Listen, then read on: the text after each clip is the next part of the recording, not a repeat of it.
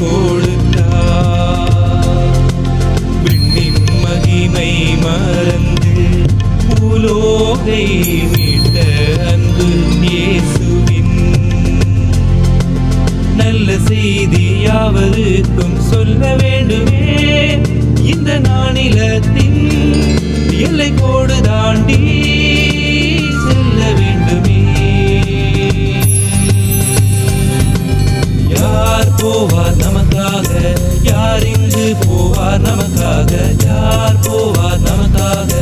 யார் இங்கு போவார் நமக்காக என்று ஆண்டவர் ஏங்குகிறார். அவர் அன்பு குரல் தான் கேட்கின்றதோ என்று ஆண்டவர் ஏங்குகிறார். அவர் அன்பு குரல் தான் கேட்கின்றதோ, உங்கள் உள்ளங்களில் அது கேட்கின்றதோ.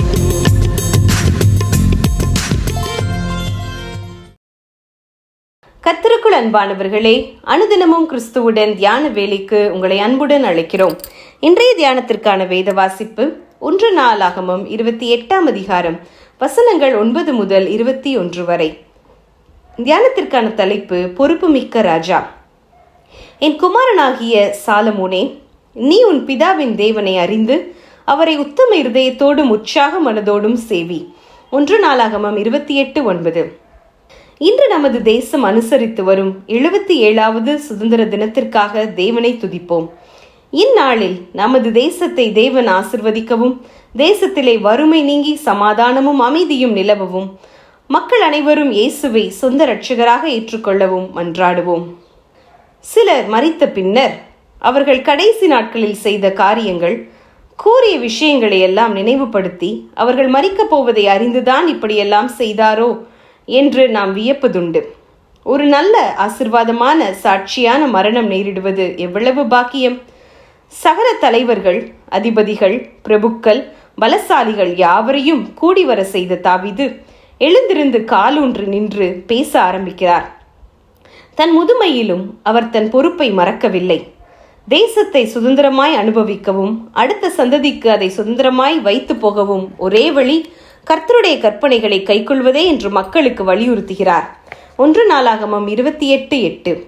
பின்பு சாலமோனை பார்த்து, கர்த்தர் வெளித்தோற்றத்தை அல்ல இருதயங்களை ஆராய்ந்து நினைவுகளின் தோற்றங்களை எல்லாம் அறிகிறவர் ஆகையால் உத்தம இருதயத்தோடு அவரை சேவிக்கும்படி புத்தி சொல்லுகிறார்.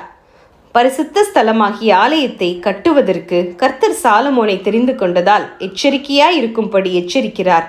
மேலும் ஆலயத்தின் மாதிரியை விளங்க வைத்து, இவையெல்லாம் கர்த்தருடைய கரத்தினால் எனக்கு எழுதி கொடுக்கப்பட்டது என்றார். 1 நாளாகமம் 28:19.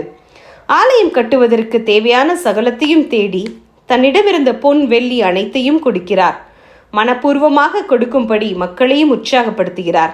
அப்படியே மனப்பூர்வமாக கொடுத்ததற்காக மக்கள் சந்தோஷப்பட்டார்களாம். என்ன ஆச்சரியம்! இப்படி கொடுக்கிற திராணியை கர்த்தரே கொடுத்தார் என்று கொடுத்தலின் பெருமையையும் கர்த்தருக்கே செலுத்துகிறார் தாவீது.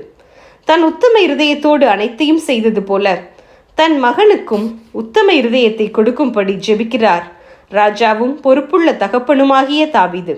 பிரியமானவர்களே, நாம் நமது பிள்ளைகளுக்கு எதை வைத்துவிட்டு போகப் போகிறோம்? நல்ல சுதந்திரத்தையா அல்லது சண்டை சச்சரவுகளையா?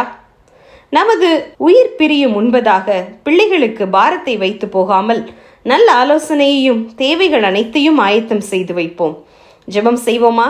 அன்பின் தேவனே, இந்த சுதந்திர தின நன்னாளில் எங்கள் தேசத்தையும் மக்கள் அனைவரையும் ஆசிர்வதித்து எங்கள் தேசத்துக்கு க்ஷேமத்தை தந்தருளும். உத்தம இருதயத்தோடு கர்த்தரை சேவிக்க கற்றுக் கொடுத்த தாவீது முன்மாதிரியாக வாழ்ந்தும் காட்டியது போல எங்கள் ஜீவியமும் காணப்பட எங்களுக்கு உதவி செய்யும். ஆமேன்.